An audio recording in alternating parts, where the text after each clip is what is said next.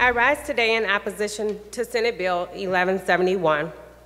To many Michiganders who have struggled for so long just to make ends meet.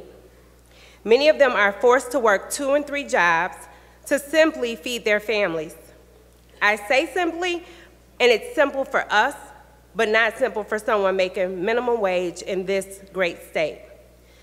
Prove where your family values are now. How can you raise a family if you are forced to play Russian roulette with your financial security because you can't rely on your employer to pay you what you deserve? Prove what your family values are now. The people of Michigan came together to tell us that they were tired of waiting on us, legislators, to do our jobs and help provide them with a better quality of life. Nearly 400 people from across the state stood up to make their voices heard. They drafted a citizen-initiated law to finally put an end to their wait and grant all Michigan families some sort of relief. But you and wealthy special interests outside of this room wouldn't allow democracy to run its course. Instead, you snatched the proposal. Representative, I'm going to ask that, again, you focus on the merits of the bill and avoid any perception of motivations. So the chair recognizes Representative Yancey. Thank you, Mr. Speaker.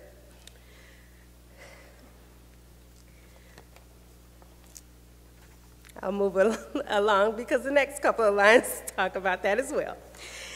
It's clear to me now, as it was then, that the rules as to why I voted no in the beginning was that it would not go to the ballot.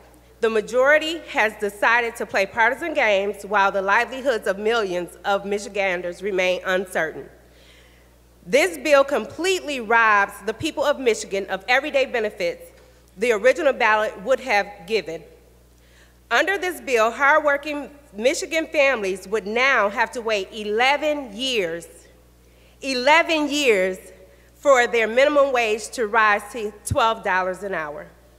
This means that by the time 2030 rolls around, as stated previously, this bill would not raise wages any more than they would have risen with inflation. How does this make any sense?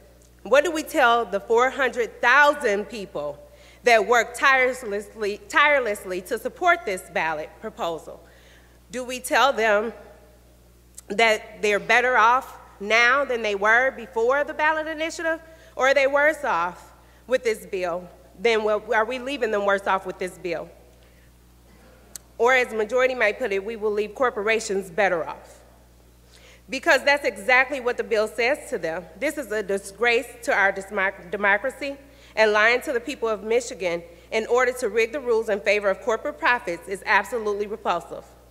Some of us have been fighting a long time to secure stronger paychecks and good benefits for Michigan families, and I, for one, will never give up that fight. And the people of Michigan will never give up that fight. Therefore, I urge my colleagues to join me in voting no on this bill. Thank you, Mr. Speaker.